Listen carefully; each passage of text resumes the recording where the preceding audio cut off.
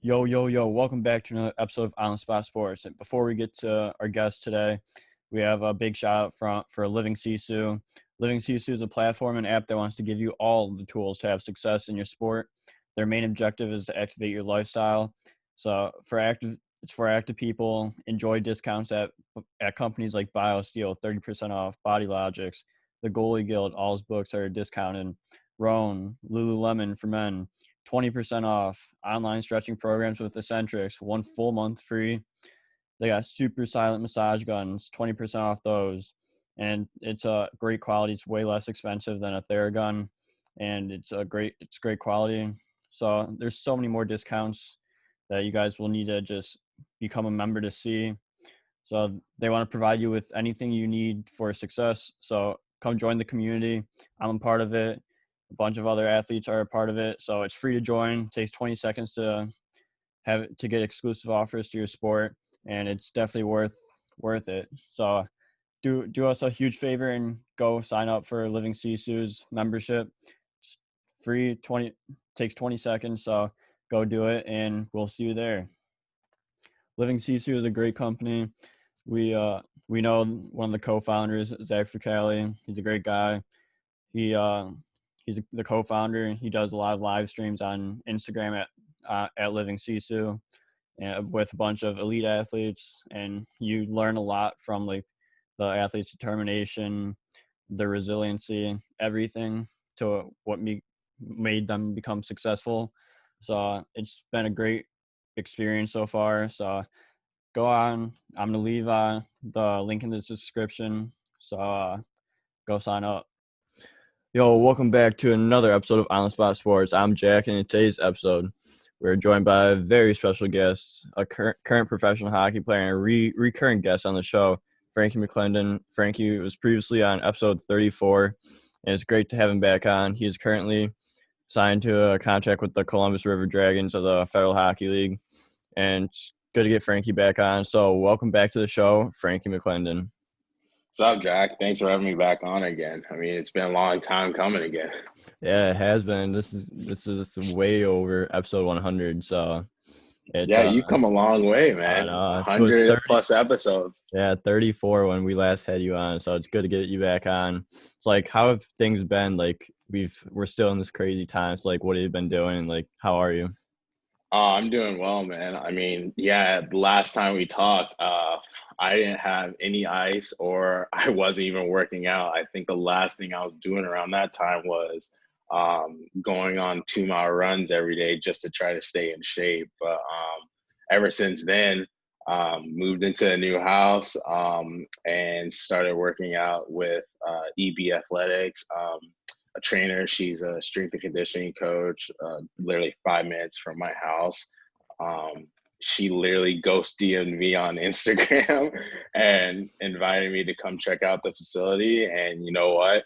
It's probably been the best decision ever because I didn't realize there was a couple of hockey players that she trained, and even her assistant there, Brownie, who we call him, he works with a bunch of hockey guys too. So when I got there, I was just like, thank God I'm around a bunch of other hockey kids, 2 kids in the USHL, one kid that's playing in the OHL.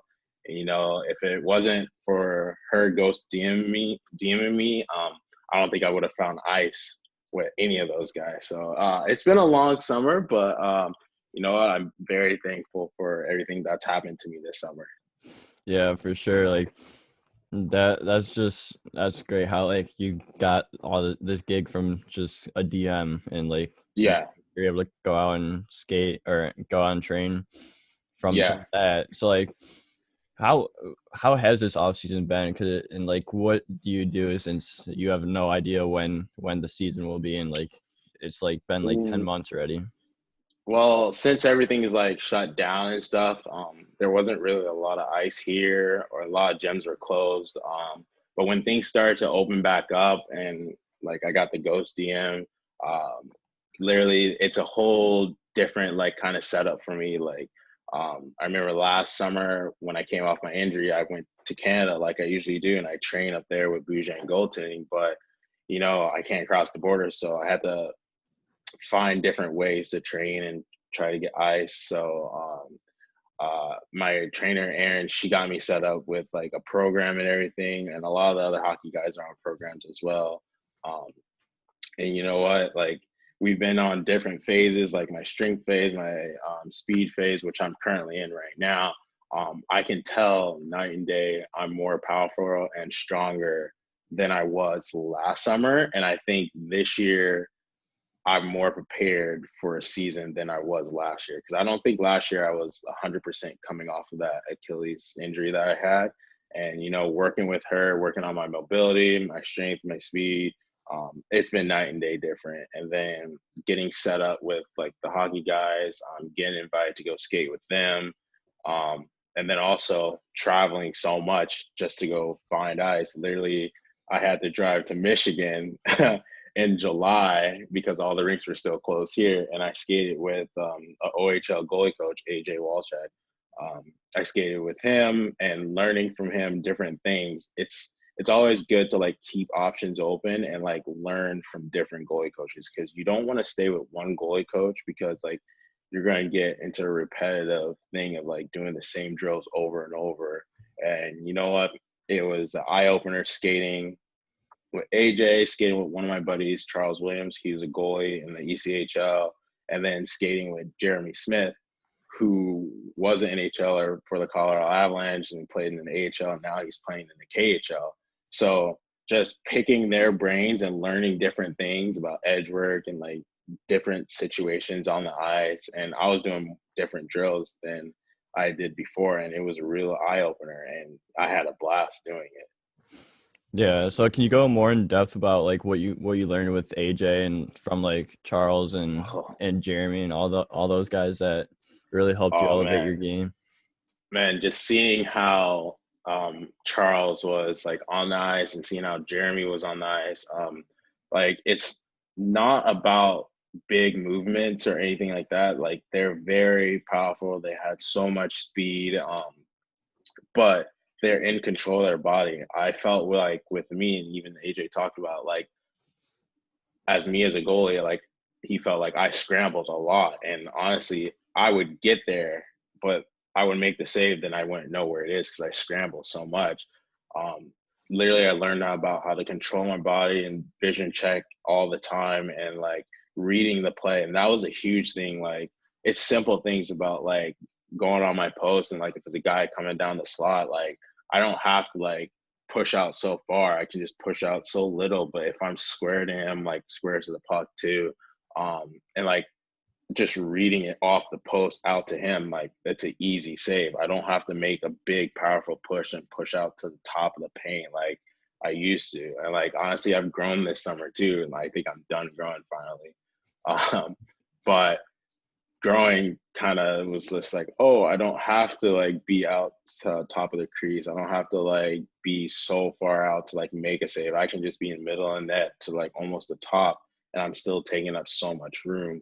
Um, and just seeing how like Charles worked out before we got on the ice and just picked his brain on like certain scenarios on the ice or just like what I should do like before or after. So it was a great week skating with them, and like I had a great time, honestly.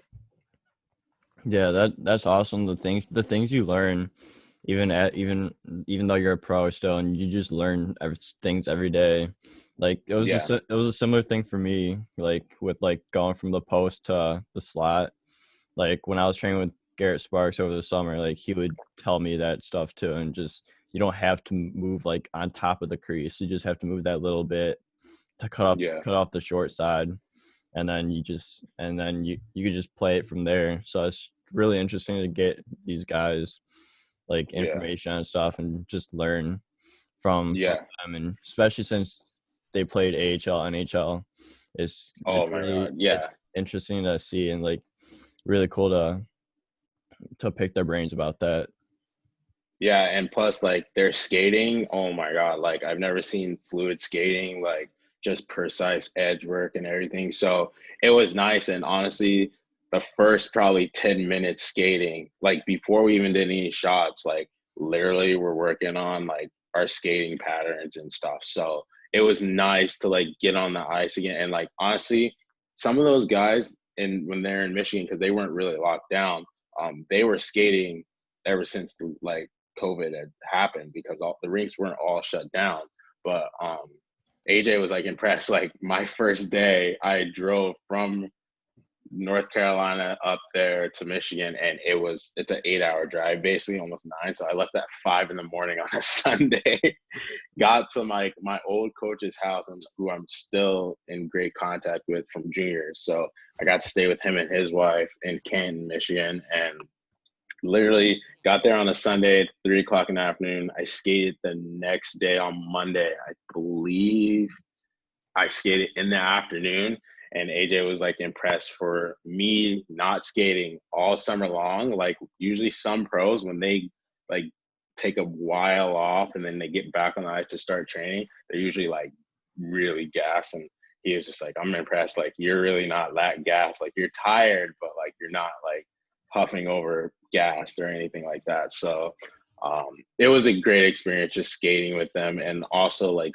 doing video like 2 times during that whole week, just to see like the mistakes I made, and like just talking with them, even looking at the video with Jeremy Smith, who's playing in the KHL, like just to see how he was even on tape. I think that's why it's like important, like for goalie coaches to like video like guys like doing drills or just skating, because like you can pick like what you're doing or like something that's wrong, just to work on that. So it was a great time. Yeah, is video something you picked up on this year from all the goalie coaches you've had? Because I was talking to Connor Lecouve, and he picked up on the same thing. He said it's very beneficial to him, and it's Oh yeah. very and everyone should be doing that. Oh yeah, like I mean, I videotaped myself when I was down in Columbus doing one drill. I remember one of my teammates was just giving it to me. He was like, okay, Trav for Oilers," and I'm like, honestly, I'm not gonna rip that guy apart, because that's his money right there, like making YouTube videos and like him on the ice. So I'm not gonna give that guy crap. I mean, I think he's a good guy. Everybody just gives him a hard time.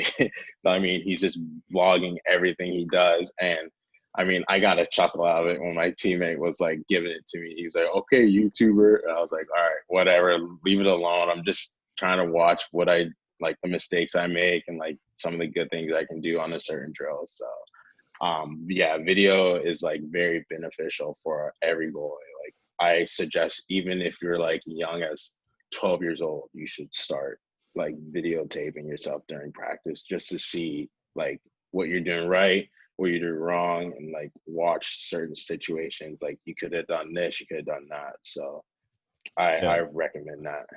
Yeah, absolutely. Like you could, it's amazing how you could nitpick stuff when you're doing something wrong when you're videoing, and just be like, oh, that does not seem right. That seems a lot harder than it should be, and then you Yeah. just fix it and go back to being simple, and then it completely changes your game as well.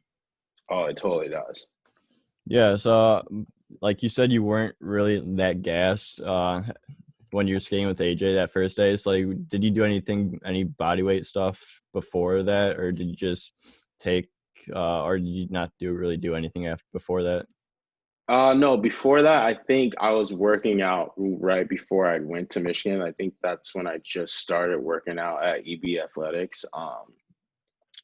And literally we weren't into like doing heavy lifting. It was just, I think it was the first 2 weeks just seeing where I was, from coming off the injury from last year, and then just to see how I was like mobility wise and like strength wise, just a little bit. So I think I just started working out with EB Athletics. And then that's the best thing about like working out with EB Athletics as well, is like we have all of our programs on our phone. So she makes a spreadsheet of 4 weeks of training. So it's the same thing for every Monday, every week, but it's different every Monday, Tuesday, Thursday, Friday. So my week basically is always Monday, Tuesday, my Wednesdays are my off day, and then Thursday and Friday, and then I have weekends off.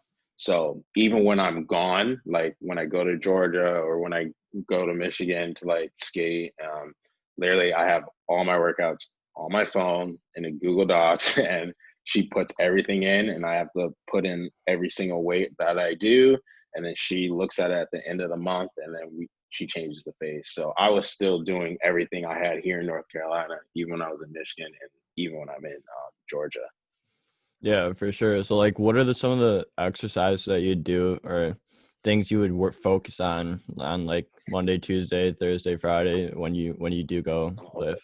Like, it's so hard to even tell because like they're always different, but like, you know how the stereotypical everybody goes, oh, Monday's leg day, Tuesday's Yeah. everybody, like, I don't give a crap about all that stuff. No, it's all different. So it's either we're working on like heavy lifting, like trap bar, or like doing deadlifts, or like, doing cleans, or she's big into like agility stuff or doing plyometrics. So it's always nice to get there early, stretch out, do my plyometrics, do my agility stuff, work on my core, and then we're just into lifting. And then the finishers are the worst, but I can tell you for 4 months, every Monday, I had to do 300-meter runs.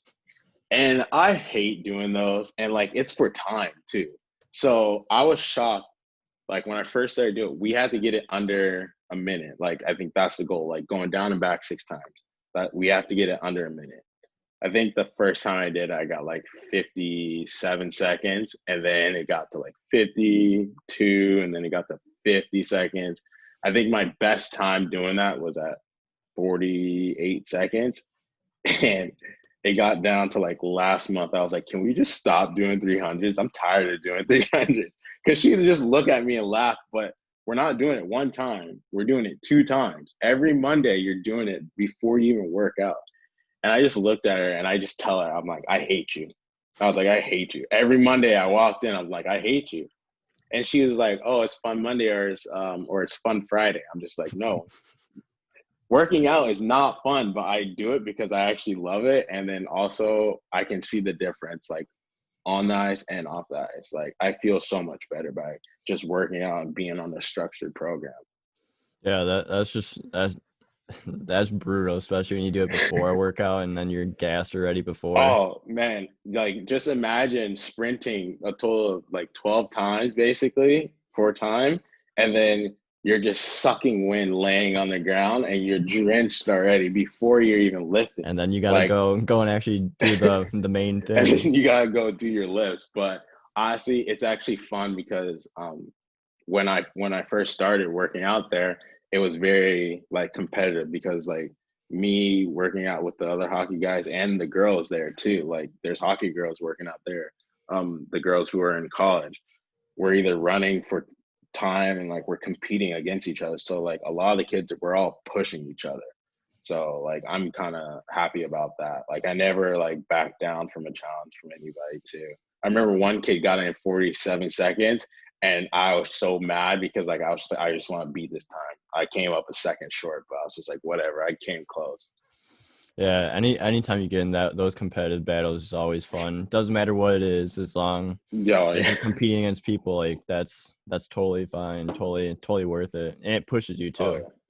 Oh, it so pushes you, but like that's like the fun of like sports and like having teammates, and like they're not even my teammates or anything. Just kids that play hockey. We all have the same mentality. Like, we just all want to get better. Yeah, exactly. That's the mentality you want to have. It's like, what do you think's the most valuable thing like to work on during the off season? Oh, there's a lot of things as a goalie, but I think the most important thing is like you never want to lose like your hand eye. Like, I think that's like the biggest thing. Um, a lot of goalies will kind of struggle with sometimes because they'll be either late to a puck, they're not reading it off the stick. So I always work on my hand eye coordination. Even our trainer, she got like those colored sticks, so the last 2 weeks we've been doing that. I don't know if you've seen it on my Instagram, but literally we're just standing there and like I'm going left or right and she's throwing the sticks out and she's calling the color. So I have to like try to grab that color before like it drops like into my hand or whatever. So I think hand-eye coordination, but a lot of goalies like working on mobility. And honestly, that's been a huge thing for me this summer, working on my mobility, because when you're getting older, your hips are going to start hurting, your knees are going to start hurting. So we really worked on like my mobility this off season. So I think that's a big thing as well. Yeah. So what mobility exercise would you do? Oh, working on like doing cars for my hips. So it's just like you're just on all four and you're lifting your leg up to the side and like you're working on cars. I know DK mobility. I know he's been like huge. I played against him this year when he was on Danbury and like I was in Carolina. Um, he's done a great job for that. So I've followed a couple of his like Instagram videos, like just to like kind of like see like, oh, how will this go and stuff. And honestly, doing some of those are great, like working on cars. I know my trainer works on Cubans, and that's for like your shoulders and everything up against the wall because like for goalies, you're always going to reach for a puck and something. So like if I can make that one sick behind the back Vasilevsky type save because like I have more mobility in my arms, I'll take that. Yeah, 100%. But yeah, no, mobility is like a huge thing. You never want to lose like your mobility because once you do that, like you're not going to be able to go splits, like make those desperation saves. So mobility is a key thing. Yeah, like I've been following DK's stuff, and his those things that he does, it makes a huge difference in your hips, and like especially like you said, getting older, I've noticed Oh that like yeah, everything gets worse, and like just everything gets tired quick, very yeah, quick. very quickly. And like I did yoga a lot, especially last year, and like you could tell like a significant difference in like Hmm. when you're going in the splits, going in to make a desperation save. Like you could definitely tell how much of a difference that makes, and then just doing the mobility also really helps. And it just sucks getting older and all these Um, everything getting weaker and getting yeah, but less. I mean that's life. You just have to kind of adjust to it, you know. Yeah, exactly, 100%. So like go you've like you said earlier, you've been traveling from Georgia to Michigan to North Carolina. Like, how hard does that get? Like, especially the driving hours that you have to spend in the car, and just what do you do to Uh, time? what I do at pastime. So I know if I'm driving to Georgia, I try to leave at like 5 o'clock in the morning because I do not want to get stuck in Atlanta traffic like in the afternoon. So I usually get to Columbus about like lunchtime or like one.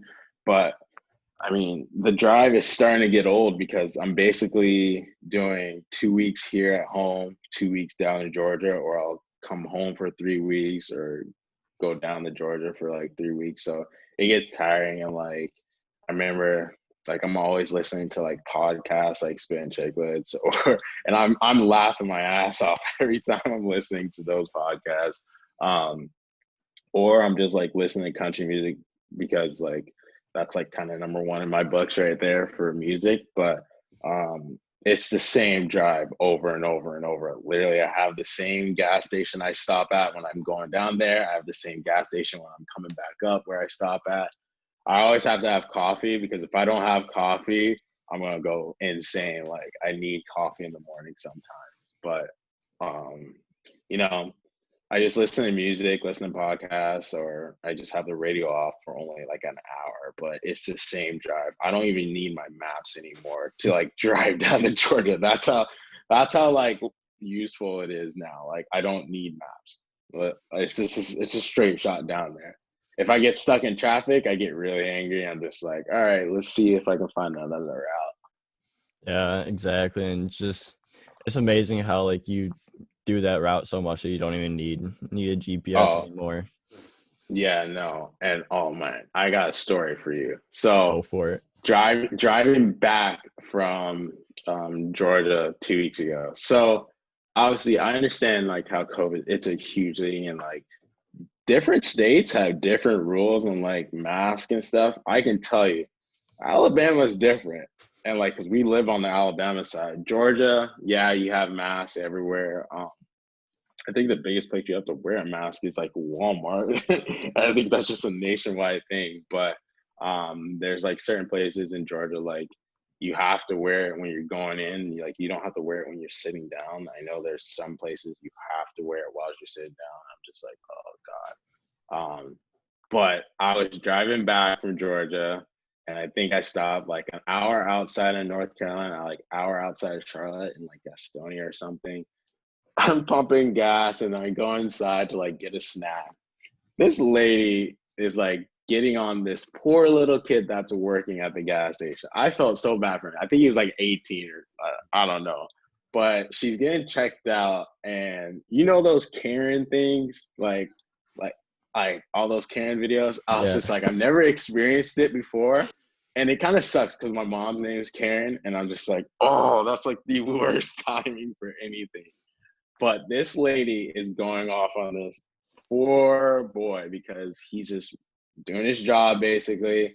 And she's wearing a mask, obviously. I was wearing my mask, and she's getting checked out. And the guy's like, "Oh, have a good day." And then she's like, yeah, you too. And don't forget, wear your mask. And then the boy's like, "Man, we aren't really required to wear a mask, but like customers are." And I'm just like, oh my God, this is real Karen right now. And she's like trying to argue with this boy. She's like, well, it's like a nationwide thing. Like, we all understand that, but like there's certain rules they have to follow. So I kind of start laughing. She turns around, looks at me, and then she's like, "Is there something funny?" I'm like, "No, no, ma'am." And then she's like, she looks me up and down, and now it was probably like 40 degrees outside, maybe 38. I don't know. It was cold that day, but she looks at me and she's like, "You should wear more clothes. It's cold outside." I'm like, "Ma'am, I play hockey. This is not even close to being cold."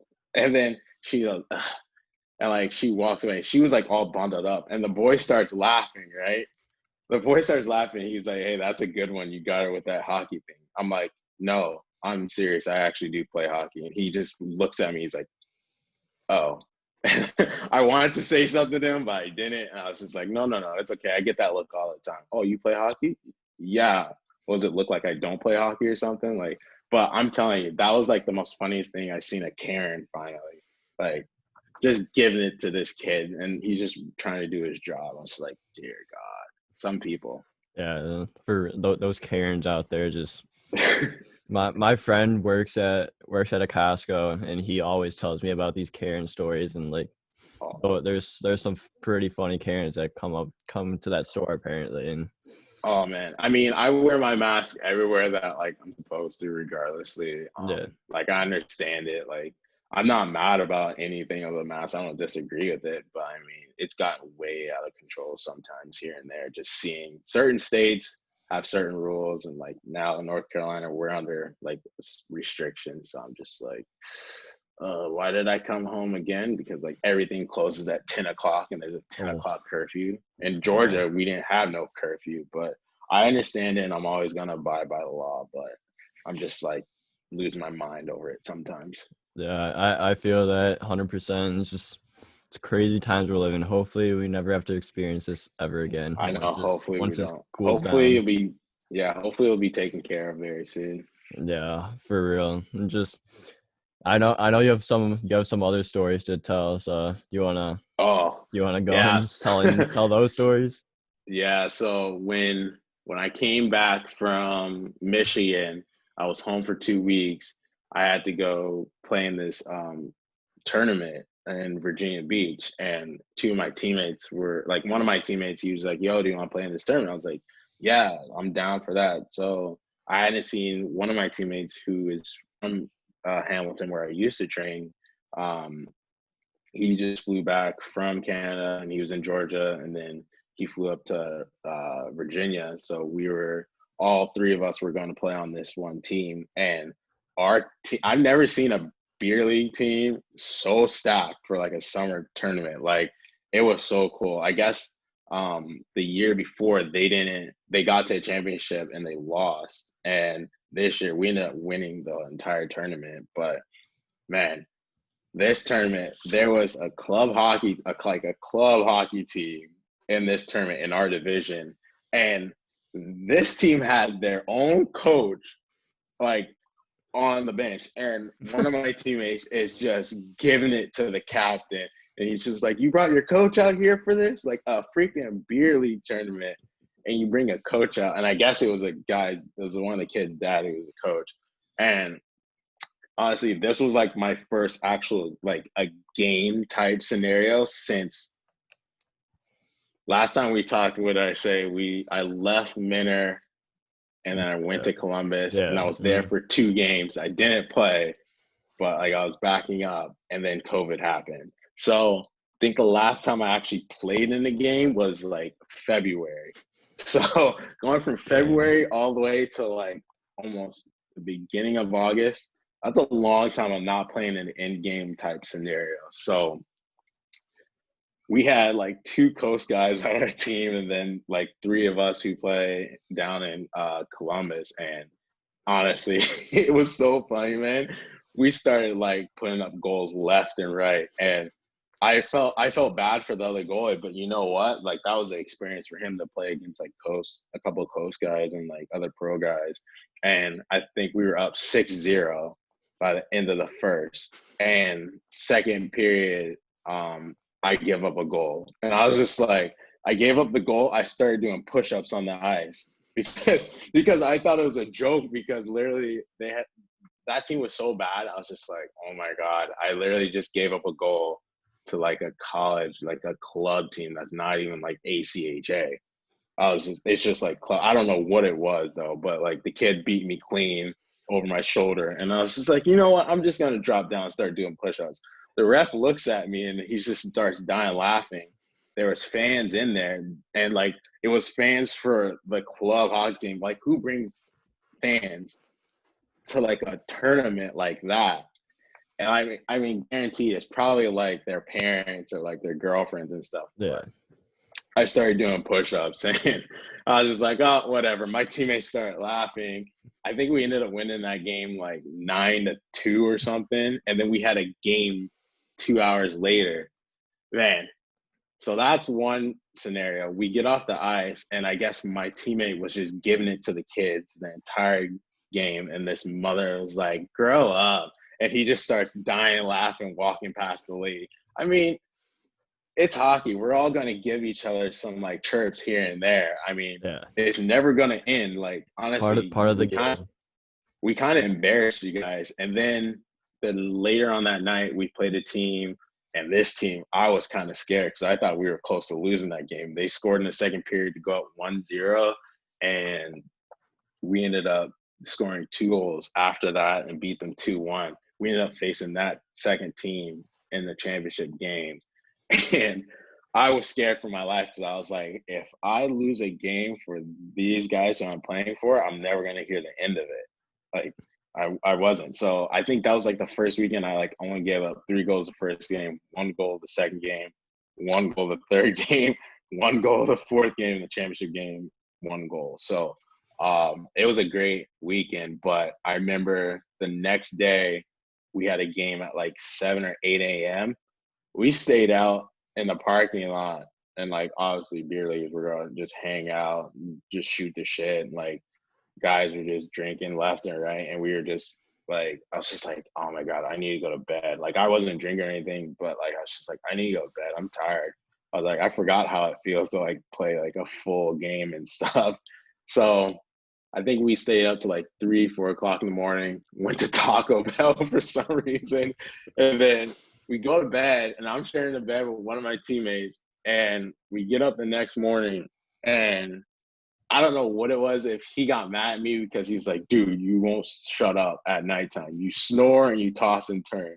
And then they start this joke, oh, don't wake up on the wrong side of Frankie. And I guess my teammate was so rattled. We played that 8 a.m. game, and we started off hot. We were like up 4-0. And I don't know what happened, but one of my teammates got hit.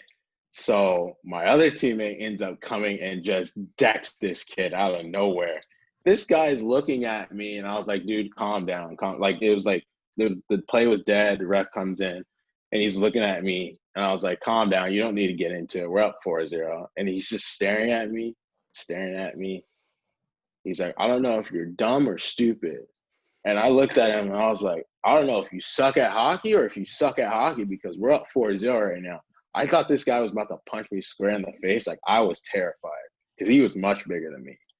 But I mean, that was a fun tournament, just being around a bunch of guys again. And then I missed that like locker room, like shooting the shit type Yeah. stuff. So it was fun to get my feet under me and like play in a tournament. And like even two of my teammates were like, "Holy crap, Frankie's 9 day different from like when the season ended." It was all because of the workout and like skating with AJ and stuff. Like I even texted AJ after the tournament. I was like, "Hey, a couple of those drills we worked on?" I was like, it happened in the game and I didn't realize it was going to happen. And I just did the movement so cleanly. So it was fun. Yeah, that's a funny at some of those tournaments, like you never know what's gonna happen. Just Oh man, it's there's so fun there's regardless of what happens, but like you never know. It's like, damn, like what I did not expect this to happen. no, there's some characters, and I love people watching. Just like when I fly, I love people watching and like just seeing like some guys like when they get older, they still can move and stuff. I'm just like, God, don't make me like that when I'm like 40 or something.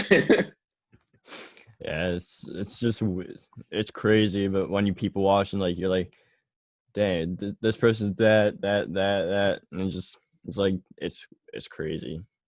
Oh yeah, it is for sure. Yeah, but it's funny how like that dude just kept just staring at you and just chirping you, even though Oh they're up. You guys were up 4-rip. It's just like, yeah, why? Scoreboard.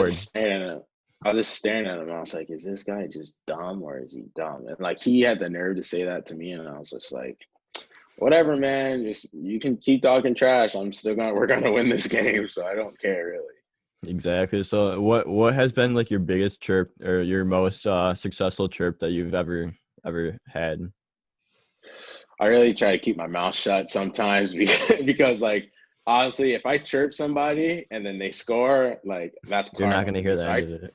if I'm on the bench, I'm gonna chirp. But if I'm in net, no, I keep my mouth shut. I don't think I've chirped in a while, like in a while, and it's honestly a good thing not to run my mouth sometimes because it can get you into trouble. It can get you in real trouble sometimes. It really could. um, no, I mean, no, I don't think I had any good chirps. All just all just stupid chirps that just come out like it. Yeah, That's sometimes how it like generally happens. sometimes my teammate looks at me. He's like, "What the hell did you just say?" I was like, "I don't even know." I might have said something funny, but I stirred the pot this summer. And like that's a bad thing sometimes because I mean I don't know how many times like when we actually do play hockey this year, if we play Carolina as more than like 4 or 5 times, it might be a bloodbath. I don't know, but like I kind of stirred the pot with the fans this year, and like so obviously I got new equipment, so I got all white CCMs and stuff, and I put something on my Instagram story. I was like, oh yeah, my goal this year is to not hear "Sweet Carolina" or whatever. Um, it was just saying I don't want them to win. And a lot of the fans took that to heart and like they were like, oh, if this is how the players talk after they leave our team, after we treat them with so much respect. No, no, no, you didn't really. But I mean, there's some people I still talk to there, but I kind of just I wanted a fresh start. Like I didn't want to remember anything from Carolina anymore because like that that time has passed. So I'm Yeah. on to like a new team. So it really wasn't like I was talking trash, but it was just me like putting the bar high for myself. Like whenever I play them or if I do play against them, like my goal is to win. Like I just don't want to hear that song. That's it. Yeah, you want to win. Doesn't Yeah. matter if it's your old team or what. You just want to win. Yeah, I mean, I have a couple buddies on that team that I still talk to and hang out with, but like for the rest of the guys, I don't really care. Like honestly, and that's not a bad thing. A lot of people are like, "Oh, that's just kind of cocky and rude." I'm like, no, I'm just on a new team. Like I love the guys, I love the organization where I'm at right now. That ship has sailed. Like I don't want to be stuck in the same thing, going over the same memories. Like I don't Yeah, want to go down memory lane all the time. I kind of want a new adventure. Like I want new scenery. The group of guys who are on the team down there, they're awesome.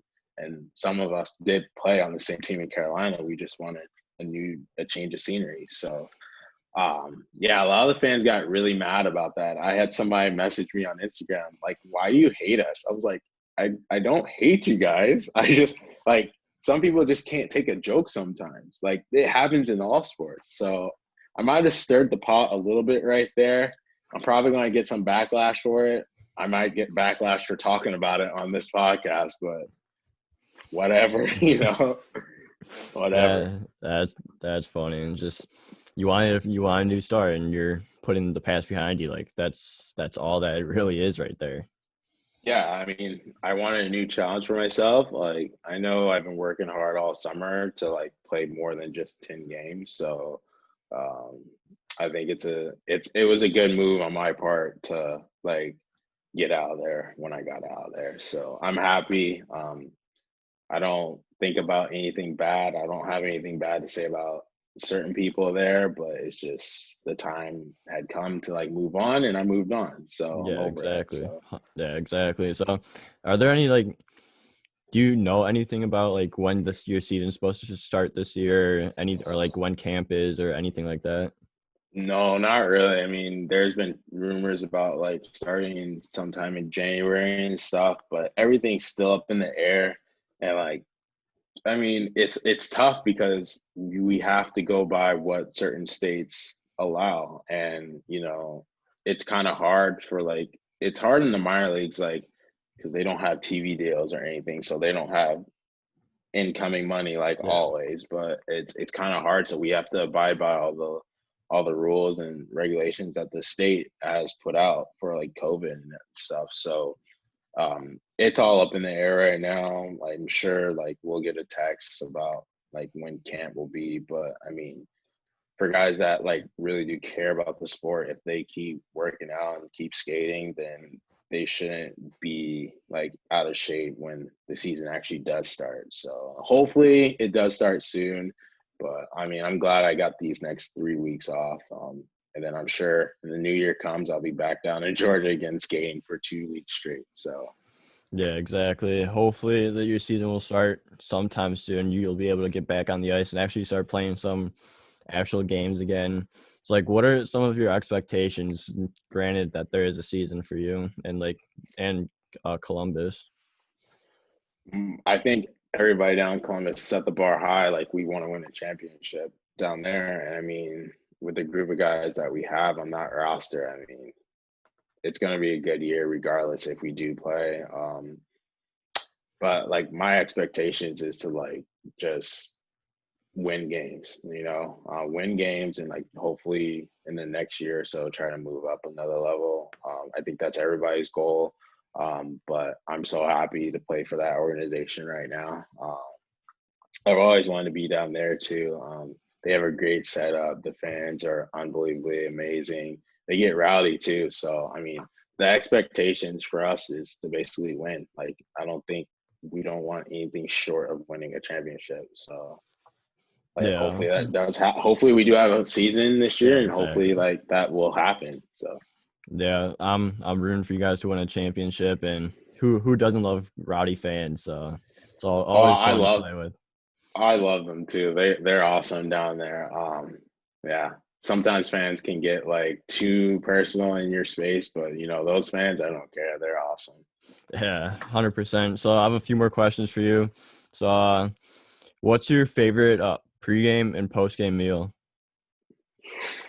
Ooh, pregame meal. It used to be chicken and pasta. But I've kind of steered away from that since I've been eating healthy all summer. I think the best thing now is just like sweet potato and like chicken. I'm eating that before every every game. I'm eating that post game meal. They try to tell you to get something healthy in you, like after, like especially if you have a quick turnaround. But I'll always crush like pizza after a game. Oh Like yeah, the worst thing is like if you don't play and you're eating pizza, man, you're gaining weight that entire season. If you're not playing, you're eating pizza after games. No, I'll say pizza is probably like my favorite post game meal. Pizza and like get a protein shake in me after a oh game. yeah, 100%. Those seem like some great choices. So, like, what's your favorite pump up song when you're looking for a song, either like before a Oh, game, like, oh or during your man. workouts? Like, what do you pump? Well, oof, pump up music. It can go both ways. I mean, I'll listen to Drake. Sometimes like before games, like if I'm starting or something, I have like my whole set list on Spotify on like my pregame music. But like the biggest thing was like obviously Drake has God's Plan.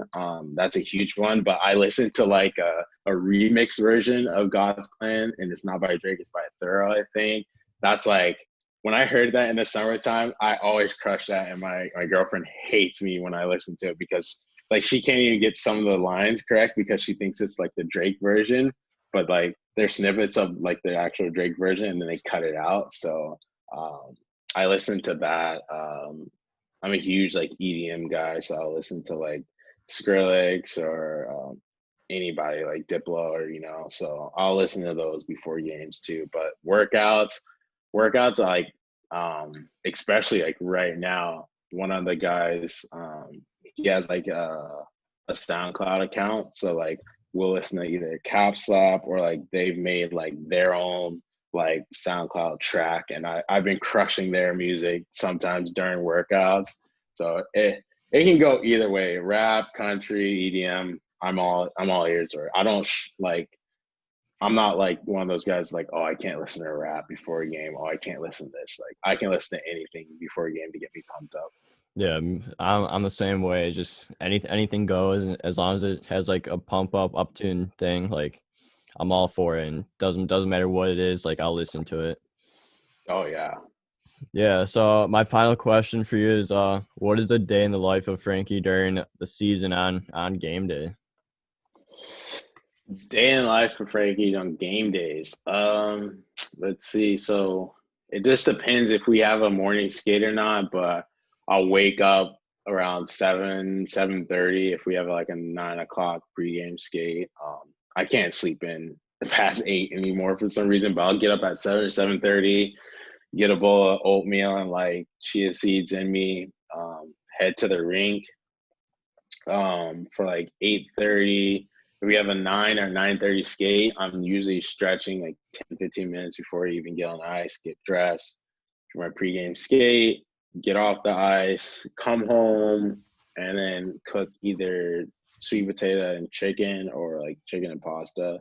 Um, Go on my phone for like an hour or so, and then take like a 2-hour nap, then get up, take a shower, get my suit on.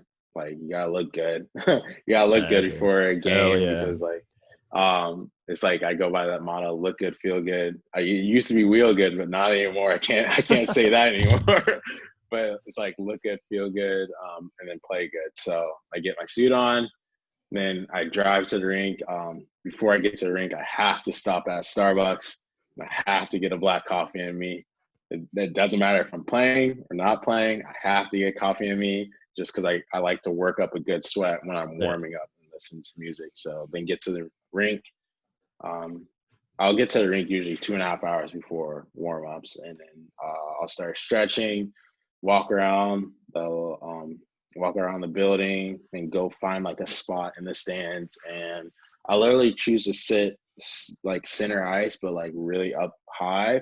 And like I'll do this thing where I'm working on my visualization. So like I'll close my eyes for like 5 minutes, visualizing stopping the puck, certain scenarios. I'll visualize like a PK or anything like that, or a 2-on-1 rush, and then I'll look at center ice, and like I'll move my eyes from one goal crease to the next goal crease, and I'll do it as fast as I can.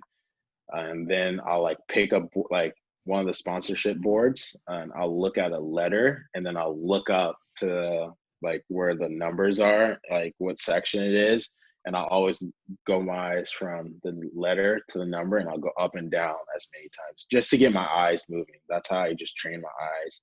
And then I'll give my mom a call, and I just tell her thank you and like hope she has a great day and stuff. Like it became a routine. I do the same thing over and over. I've done that since juniors, and I haven't gotten away from it. So that's the thing. Then game time, then after game, try to get to bed as quickly as I can. So Yeah, for that's the sure. day in life. That that's awesome. Is it hard for you to get to bed after games? Because usually after games, like I'm wired and it's hard to fall asleep. Well, I mean, that's why I don't take pre-workout anymore for games. But no, it's not that hard for me to get to sleep. Like even if I play a game, I'm just like I just want to get to sleep because I just want my body to basically recover. And it's kind of tough. Like say if you have a back-to-back, like you really want to get that sleep in. If you're only playing one game, whatever, I'll stay up for an hour or two, go on the phone, like call my parents, call my friends. So yeah, it's not that hard. Yeah, for sure. So that's an awesome game day routine. So Frankie, thank you so much for coming on the show once again. I really appreciate your time and want to wish you the best of luck on this season, going forward this season. And you will for sure be a recurring guest on the show. Oh, it's awesome, man. Thanks for having me on. Yeah, no problem.